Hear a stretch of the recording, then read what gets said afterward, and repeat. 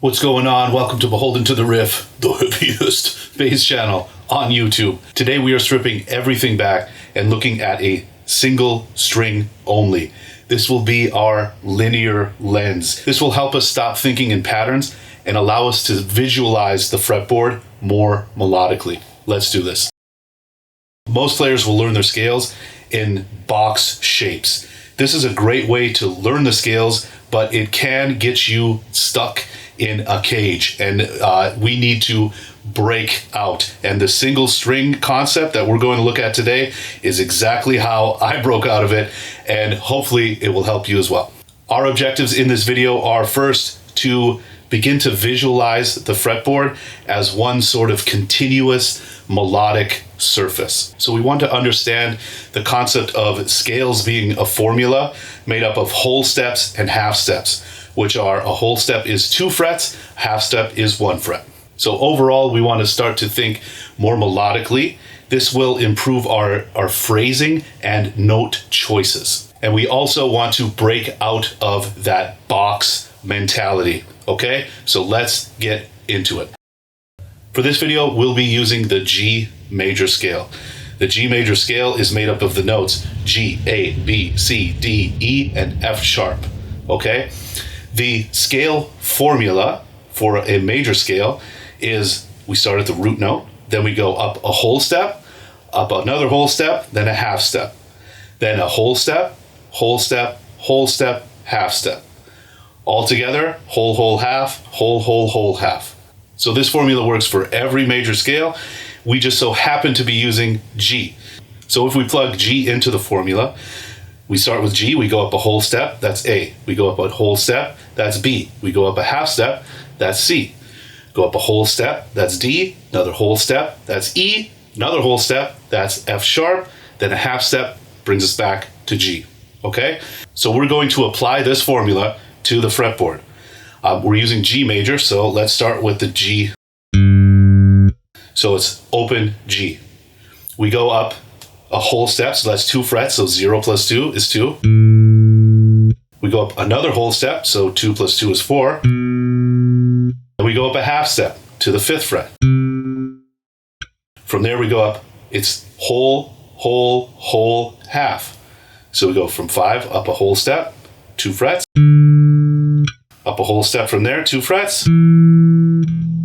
That's the 9th fret. From there we go up another whole step up to the 11th fret. And we go up a half step back to the root note G on the 12th fret. Altogether, it's whole, whole, half, whole, whole, whole, half.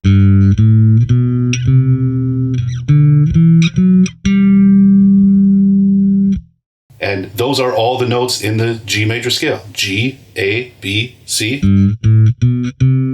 D, E, F sharp, G. And we can play that in reverse.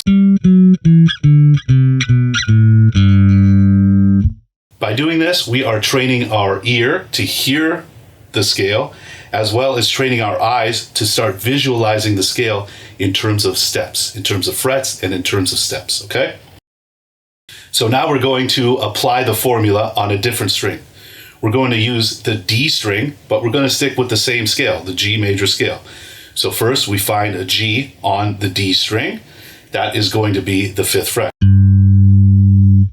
From here we're going to apply the formula, whole, whole, half, whole, whole, whole, half. So starting with the root, whole, whole, half, whole, whole, whole, half. In reverse, half, whole, whole, whole. Half, whole, whole.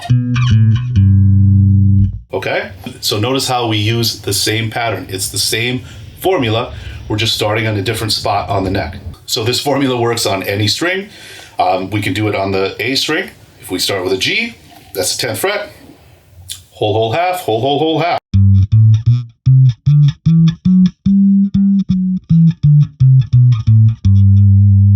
Okay, so we can do this in reverse. We're not going to be able to complete the octave, but I'll just go start at the G, go as far as I can, and then come back up. Okay, so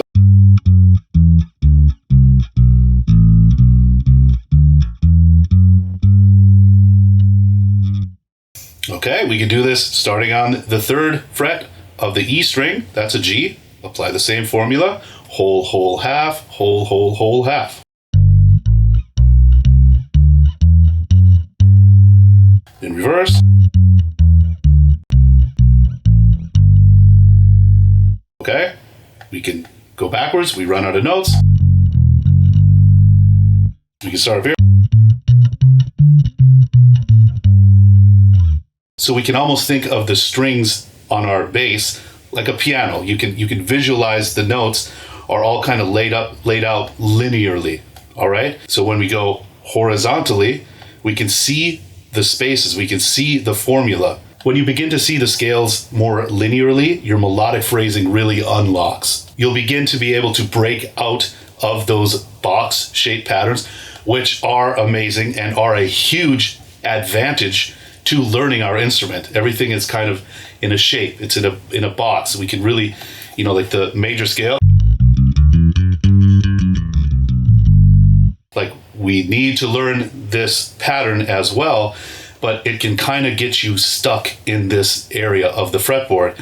Whereas if you want to, move throughout the scale and use a little more of the real estate we have, we can start to, think of this single string. We can use this as a way to break out of the pattern. So to practice this on your own, pick any scale. You could stick to the major scale and use that same formula.